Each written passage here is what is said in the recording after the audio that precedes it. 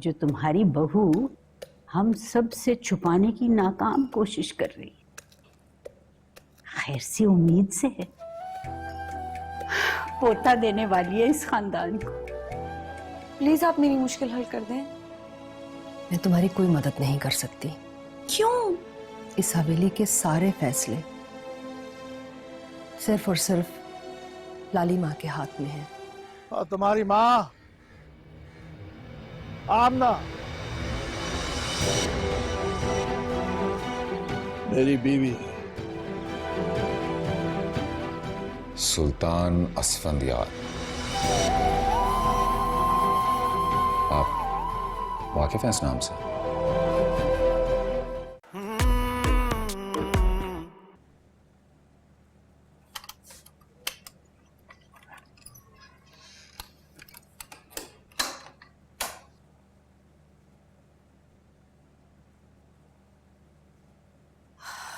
चाय।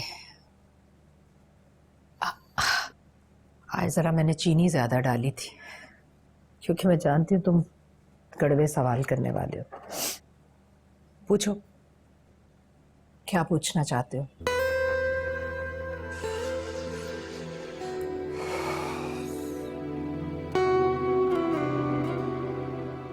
आप असफन सुल्तान को जानते हैं?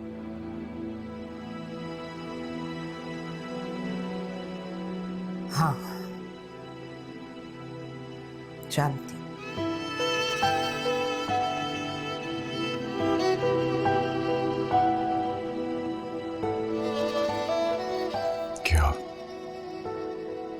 क्या वो मेरा बाप है?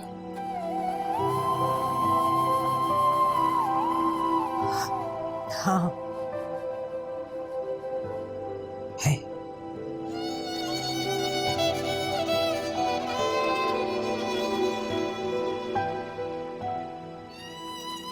यानी बचपन से लेकर आज तक मुझे जो कहानी सुनाई कि मेरा बाप एक फौजी था, वो झूठी थी। और जब भी आप वो कहानी सुनाती तो आप रो पड़ती थी।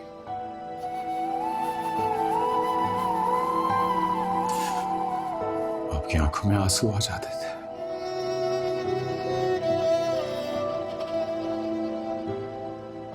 बिल्कुल जैसा अभी आ रहे हैं। नहीं, वो ये तो बस ऐसे ही।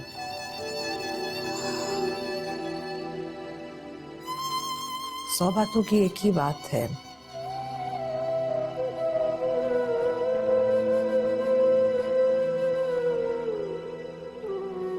माँ जब बचपन में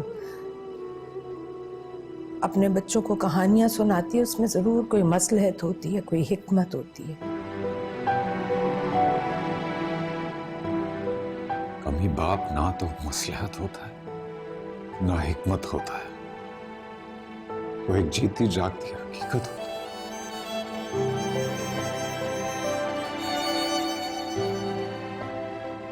और अपने औलाद की पहचान होता है, उनकी शनाख्त होता है। हाँ, ठीक ठीक कह रहे हो तुम, बिल्कुल ठीक। तो फिर आपने मुझसे मेरी शनाख्त के बारे में क्यों झूठ बोला?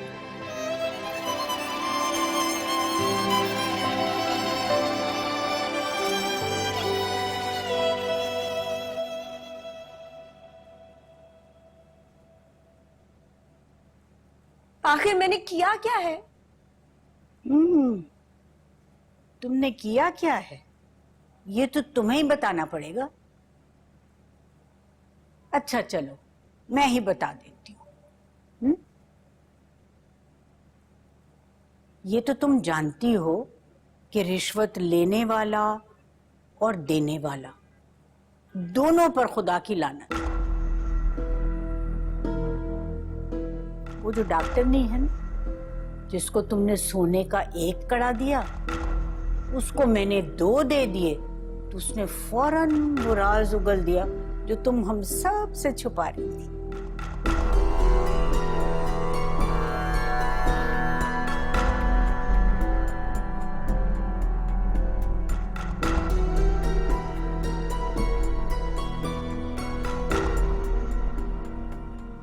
ठीक कह रही हैं आप। रिश्वत देने वाले और लेने वाले पे अल्लाह की लानत है।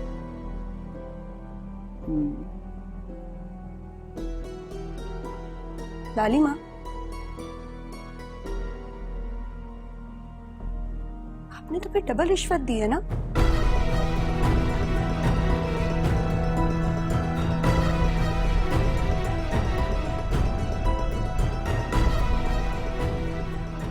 नहीं?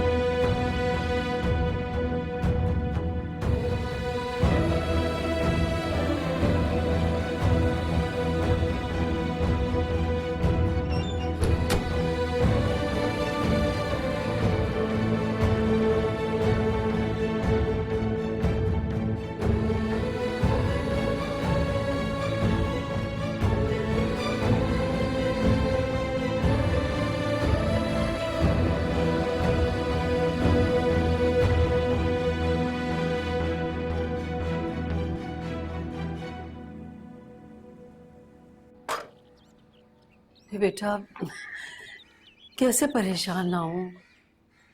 वो समरा जितने गुस्से में बात कर रही थी ना, मुझे बहुत डर है कहीं कोई वो उल्टी सीधी हरकत ना कर बैठे और मुसीबत में फंस जाए। वो समझदार लड़की है, जो भी स्टेप उठाएगी ना सोच समझ कर उठाएगी। आप फिक्र ना करें।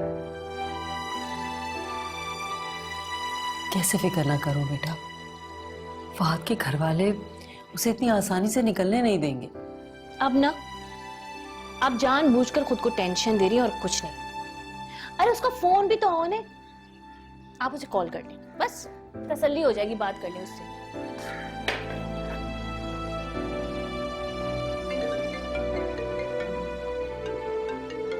हलीमा,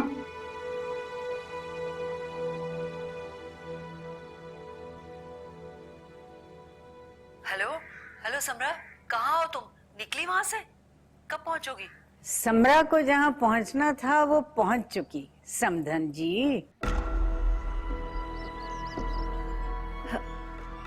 लालिमा, आप? अस्सलाम वालेकुम। वालेकुम अस्सलाम। लो अब खुशी की एक खबर सुनो। तुम माशाल्लाह नानी बनने वाली हो। अब के मिलने आना तो ढेरों मिठाई लेकर आना। और हाँ, मुझे कलाकंद बहुत पसंद है, भूलना नहीं।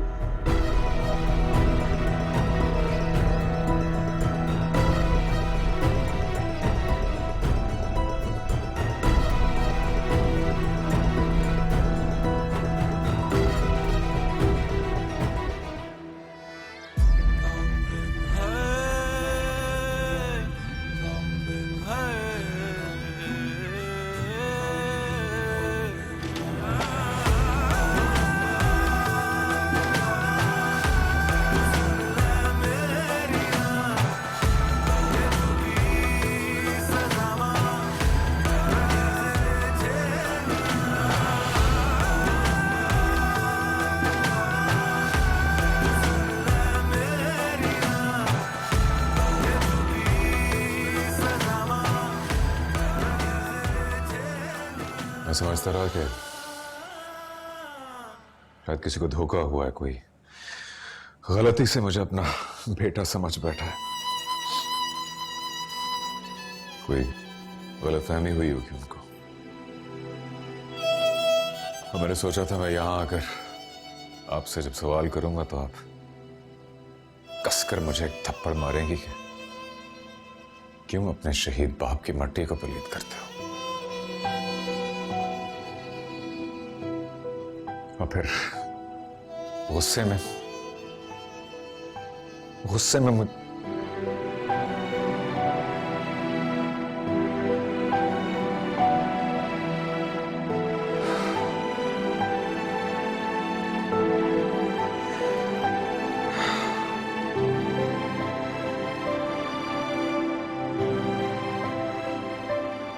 चीनी आपने वाकई बहुत डाली, लेकिन कड़वाहट अभी भी है। लेकिन तुम कहाँ जा रहे हो? हमारी बात अभी खत्म नहीं हुई। मुझे तुम्हें कुछ बताना है, बल्कि बहुत कुछ बताना है। मैंने भी सब सुनना है अम्मी, लेकिन अभी नहीं, प्लीज अभी नहीं।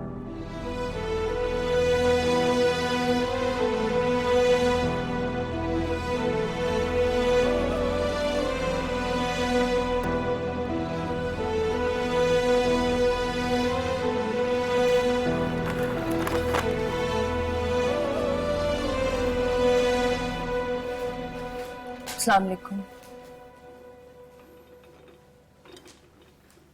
तुम्हें याद आ गया कि तुम्हारा कोई शौहर भी है जिसकी खिदमत करना तुम्हारा फर्ज है। जब से फहद गया है मेरा कमरे से बाहर निकलने को दिल ही नहीं करता। क्यों? वो सिर्फ तुम्हारा बेटा था, मेरा कुछ नहीं लगता था। मैं भी तो सारे झंझट देख रहा हूं। सियासत है, खानदानी गद्दी है, इलेक्शन है। एक मसले को निपटाता हूं तो दूसरा जान को आ जाता है, दूसरे के बाद तीसरा। आप तो ये सब पहले भी करते थे। पहले और बात थी।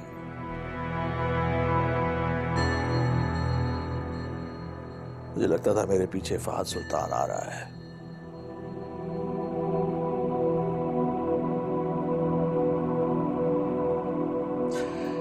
ये सब कुछ उसी ने तो संभालना था, सब कुछ उसी का तो था।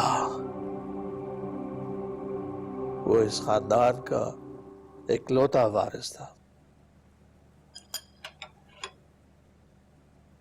मेरे बेटे के कातिलों का पता चला?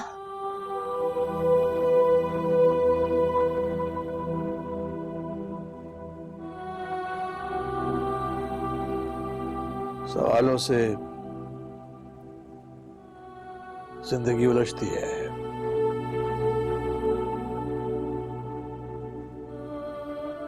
और मेरे पास उलझने के लिए पहले ही बहुत कुछ है, लेकिन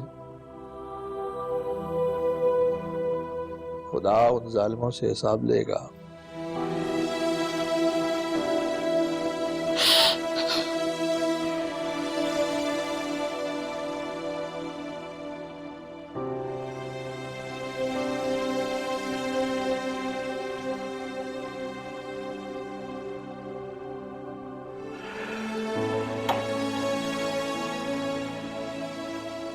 ना मुझे तुम्हारी तरह अंदर कमरे में घुसकर बैठना आता है, ना रोना आता है।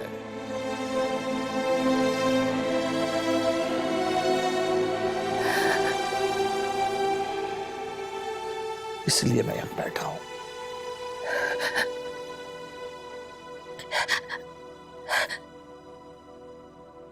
क्योंकि मुझे इस खानदान का माजी और मुस्तकबिल दोनों बचाना है।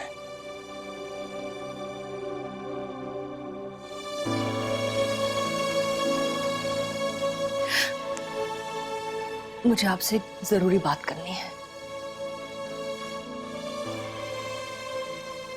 बोलो।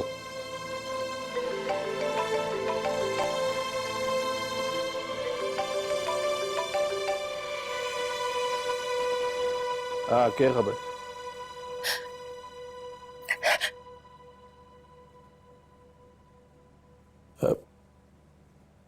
पक्की बात है? कंफर्म है? ठीक है।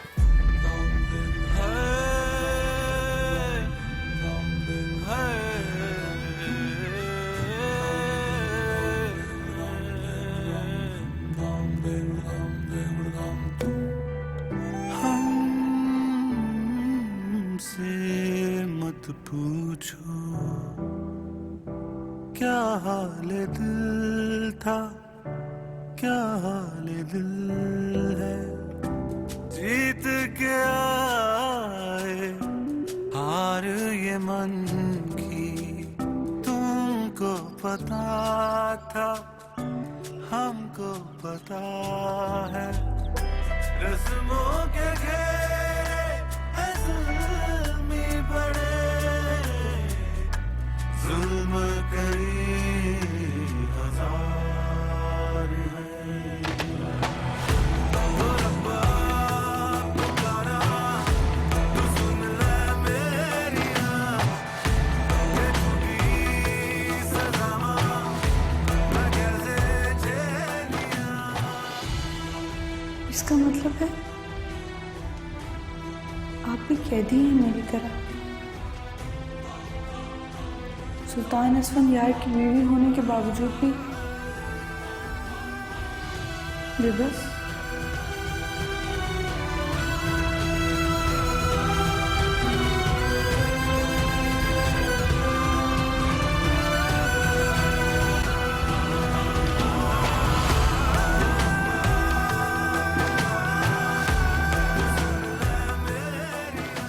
यहाँ बैठ जाइए, बैठ जाइए।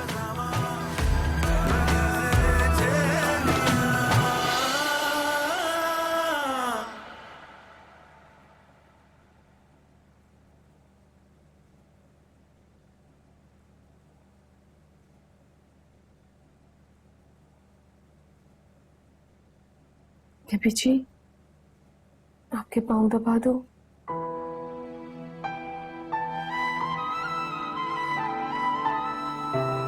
तुम्हारी शादी हुई है सुलेखा? नहीं तो करना भी मत। और अगर शादी कर लो ना तो कभी मां मत बनना।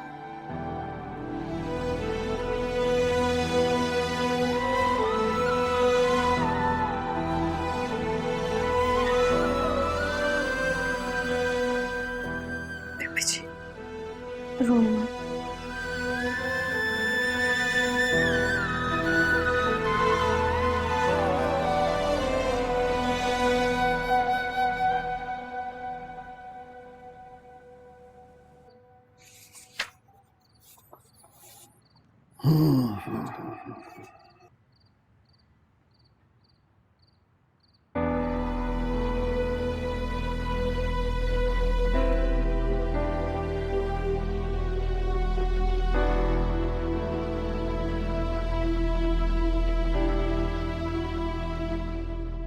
क्यों तू इतनी परेशान क्यों?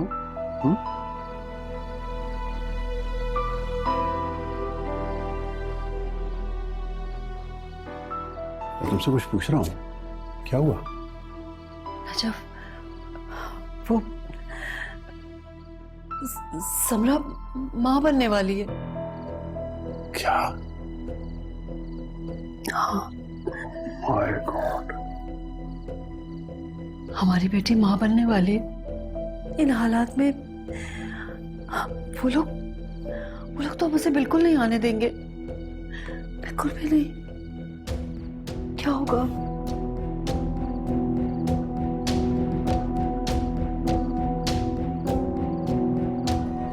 मेरा बच्चा लट्ठे की सफेद चादर ओढ़कर कब्र में जा सोए और मैं उसे रंगीन कपड़े और रंगीन जूतियां पहनकर फिरने दूं, ऐसा कभी नहीं हो सकता। तुम्हारे बाप के मुतालिक झूठ इसलिए बताया कि अगर मैं सच बता देती तो वो लोग तुम्हें मार डालते।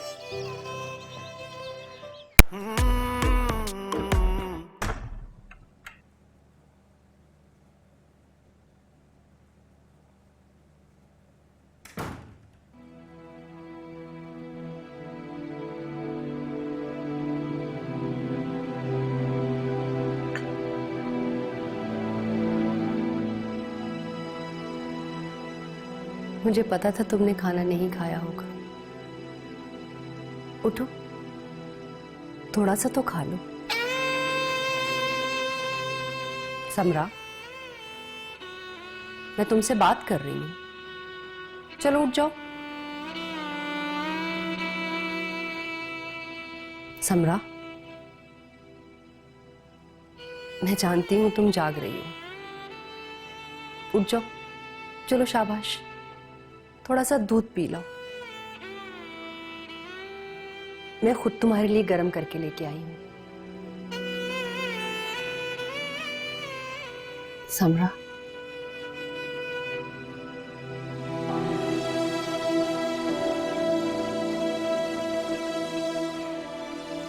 माफ कर दो मुझे, आंखों वाली हूं मैं, मगर देख नहीं सकती। कानों वाली हूं मगर बहरी हूं।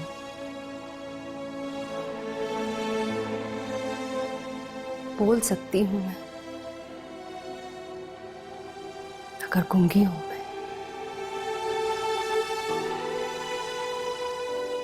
माफ कर दो मुझे, माफ कर दो।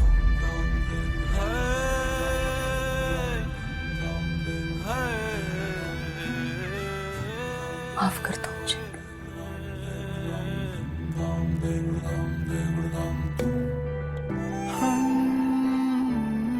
हमसे मत पूछो क्या हाल दिल था, क्या हाल दिल है। जीत के आए हार ये मन की, तुमको पता था हमको पता है। अरे रजब, ये आप क्या कर रहे हैं? Good morning. Good morning. इतनी देर तक मैं सोती रही, उठाया क्यों नहीं मुझे? और खैरियत तो है, ऑफिस नहीं गया? अरे भाई, जब तुम सारी सारी रात जाग के सिस्कियां लेती रहोगी तो मैं क्या खाक ऑफिस जाऊंगा? देखो, सियाने कहते हैं कि इंसान अगर गम का कंबल लपेट के बैठ जाए ना तो उसे जज्बाती माली खुलिया हो जाता है। लिहाजा जब भी कोई नेगेटिव सोच जहन में आए, कोई परेशानी हो, कोई गम हो, तो उससे लड़ने के लिए इंसान को अपने गिर्द एक पॉजिटिव एनर्जी का हाला बना लेना चाहिए। आप खुश हैं? किस बात? नाना बनने की खबर से। इस उम्र में नाना बन गया हूं तो इसमें खुशी की कोई बात ही नहीं है आपकी नजर में? खुश तो मैं भी होना चाहती हूँ, मगर देखिए, ये अगर मगर ये नहीं, ये सब अल्फाज जो है ना, ये नेगेटिव एनर्जी की एक अक्कासी करते हैं। लिहाजा इन अल्फाज को जहन में लाने नहीं चाहिए, अच्छा सोचना चाहिए ताकि जो कुछ भी हो आगे अच्छा हो।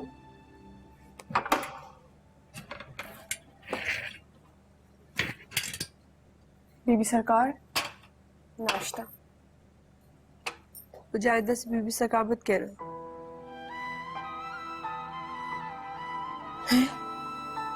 ये क्या बात की आपने? मुझे नफरत इस हवेली के दिए हर नाम से, लेकिन बीबी आप साईं फहद सुल्तान की बेवा हैं और हमारे लिए बीबी सरकार। मुझे सबरा काका। ना बीबी ना, हमें गुनाह मिलेगा और जो मुझे तकलीफ होती है मुझे सबरा कहोगी ना, मुझे खुशी मिलेगी। अच्छा अच्छा ठीक है, आज से मैं आपको बाजी कहूं, लेकिन बस आपके कमरे में। अब जल्दी से ये नाश्ता कर लीजिए वरना ठंडा हो जाएगा। मैं चलती हूँ।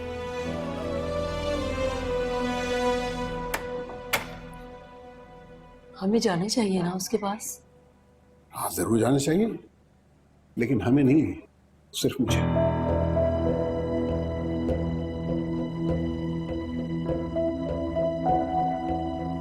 आइए बैठिए। ये बगैर पूछे तुम मेरी अलमारी में क्यों घुस रही हो?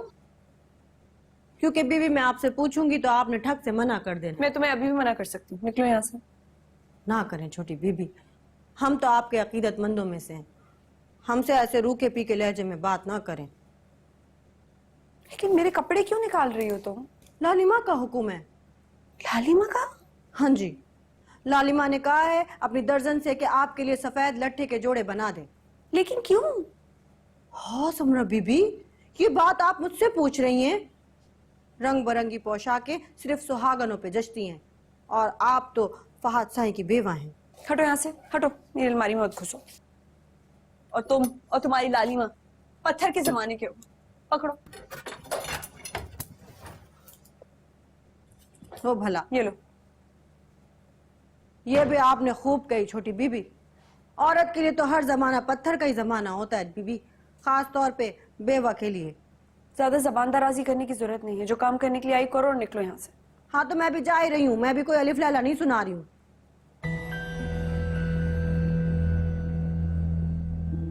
छोटी बीबी, ये साईं की जूतियां भी दे दें। लेकिन ये क्यों? लालिमा का हुक्म है कि आपके पास से हर खुशबूदार, फूलदार और रंगदार चीज ले ली जाए।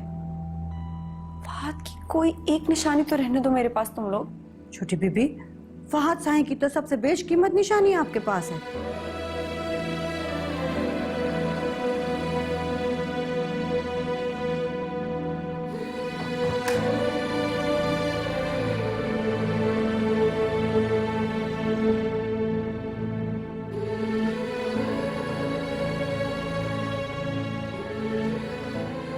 लीजिए लालिमा, मैं आपके हुक्म के मुताबिक सारे रंगीन कपड़े ले आई हूँ छोटी बीबी के कमरे से।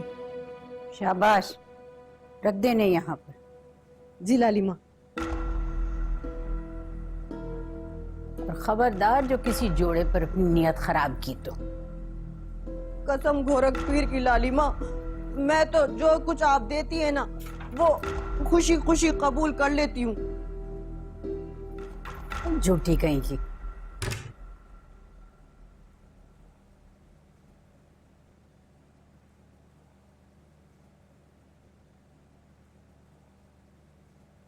लालिमा, ये सब क्या है? क्या है ताशवी? लालिमा, वो उस हवेली को फहद सुल्तान की औलाद देने वाली है और हम सब उसके साथ ये सलूक कर रहे हैं।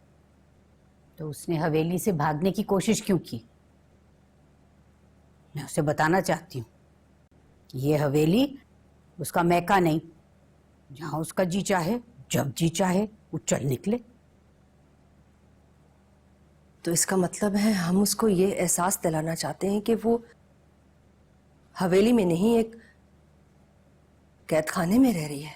बिल्कुल, वो हमें ईंट मारेगी तो हम पत्थर से जवाब देंगे।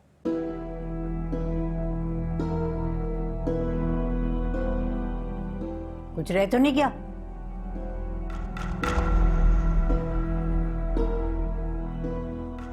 बोल। लालिमा,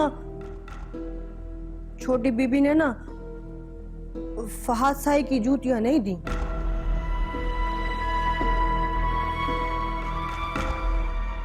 वो कह रही थी कि मैं अपने पास फहद साई की निशानी रखूंगी। फहद साईं की निशानी तो वो खुद है, तभी तो मैं उसे जाने नहीं देगी। गुस्ताखी माफ लालिमा, यही तो मैं कह रही हूँ, वो हमारे लिए फहद सुल्तान की मेरा बच्चा लट्ठे की सफेद चादर ओढ़कर कब्र में जा सोए और मैं उसे रंगीन कपड़े और रंगीन जूतियां पहनकर फिरने दूं, ऐसा कभी नहीं हो सकता। जमानी, जाकर उसे कह दे चुंडा भी बेवाओं वाला बनाया करे, कस कर पीछे से। ज्यादा से ज्यादा दरमियान की मांग निकाल लिया करे। लेकिन लालिमा, मैं उसके लिए लाली माँ नहीं, लाली सा हूं।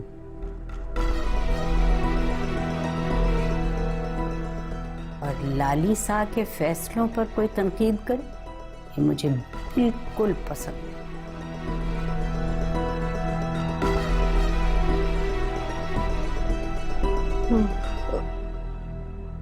लालिमा, हाँ, मुझे ना आपको एक बात और बतानी है।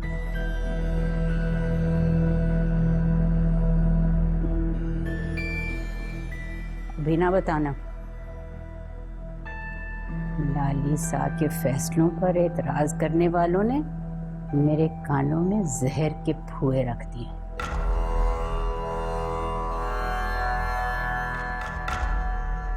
बाद में बताना मुझे। जो हुक्म लालिमा।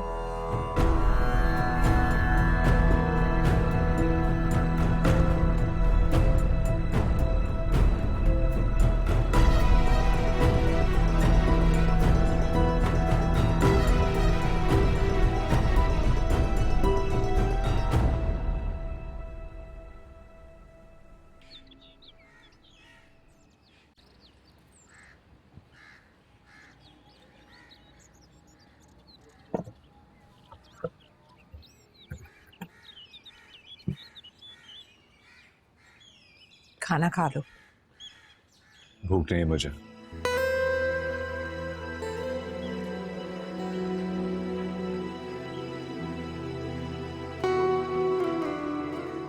भूख नहीं है फिर भी खा लो।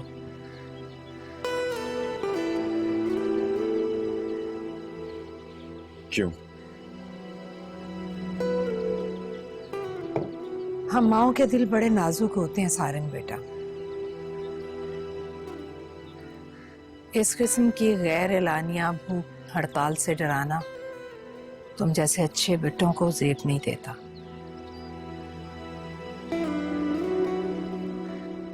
अम्मी, जब तक मैं पूरा सच नहीं सुन लेता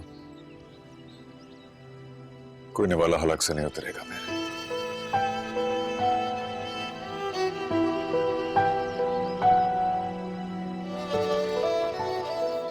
ठीक,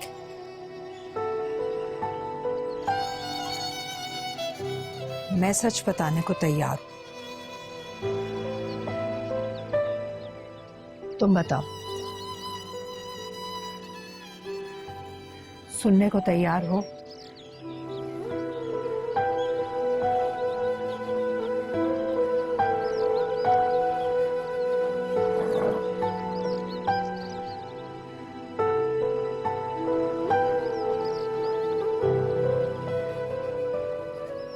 मैंने तुम्हें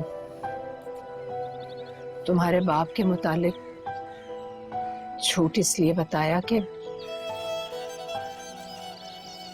अगर मैं सच बता देती तो वो लोग तुम्हें मार डालते। लेना था। अब ये छोटी छोटी बातें भी मैं बताऊं तुम्हें? तुम्हारे पास अपना दिमाग है कि नहीं? अच्छा, मैं तुमसे बाद में बात करता हूं, बाद में करता हूं।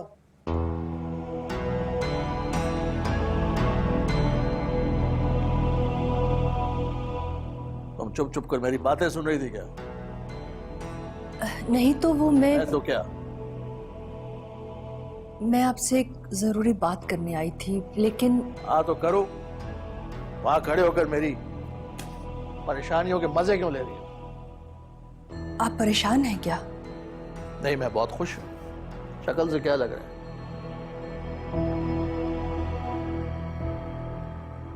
आप परेशान तो लग रहे हैं। इजाजत हो तो मैं पूछूं क्या हुआ? अगर बता दूंगा तो कोई फायदा होगा?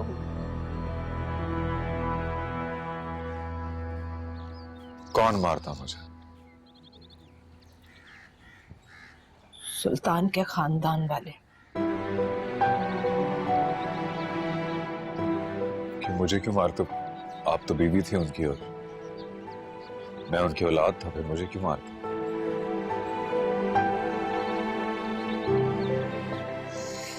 इसलिए कि मैं सुल्तान असफंद यार की खानदानी बीवी नहीं थी।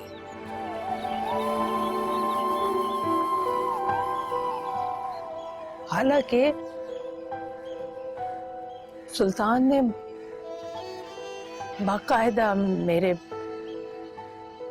वालिद से रिश्ता मांग कर मुझसे शादी की।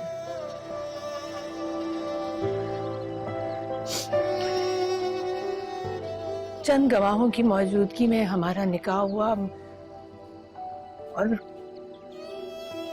शादी के चंद महीनों बाद सुल्तान अचानक गायब हो गया। फिर क्या?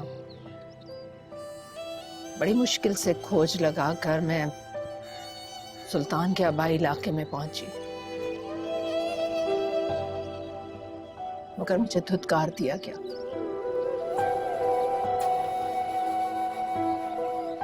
झूठा और बदकिरदार कहा गया।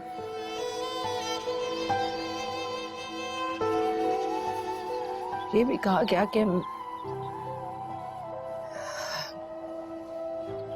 मैंने सुल्तान पर इल्जाम लगाया, उसकी दौलत और जायदाद की खातिर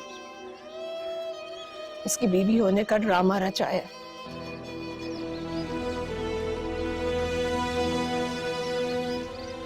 सुल्तान की मां ने धक्के देकर मुझे हवेली से निकाल दिया और मुझे धमकी भी दी थी, अगर मैंने अपनी और सुल्तान की शादी के मुतालिक किसी को बताया तो मुझे तो जिंदा छोड़ देंगे, मगर मेरे होने वाले बच्चे को मार डालेंगे। तुम लालिमा की शिकायत लेकर आई हो मेरे पास? नहीं, वो समरा पे कुछ ज्यादा ही पाबंदियां लगा रही हैं। मुझे लगा अगर आप समझाएं तो शायद। ये लालिमा की शिकायत नहीं है क्या? नहीं, मैं समरा की मदद करने की कोशिश कर। बस, मेरे पास इन फजूल बातों का वक्त नहीं है। ये जनाना मसले हैं, इनको जनान खाने में जाके सुलझाओ। बब्बो, अब कितने रह गए?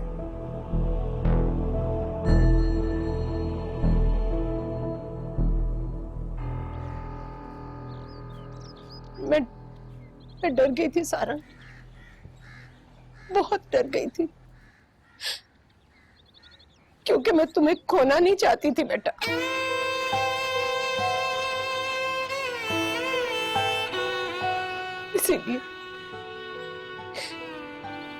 इसीलिए मैंने तुमसे झूठ बोला।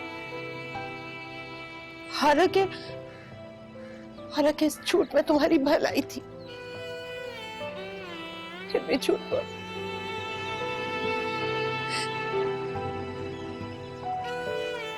मुझे माफ कर दो बेटा।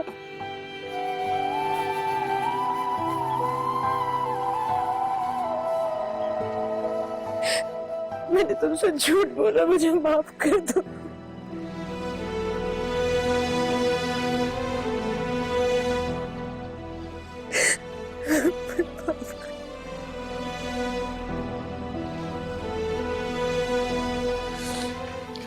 प्लीज, आप मुझे माफ कर दें। प्लीज मुझे माफ कर दें। चंद घंटों में मैं पता नहीं क्या सोच रहा हूं, और आप 28 साल से इस राज को अकेले झेल रही हैं। मुझे माफ कर दें। I'm sorry.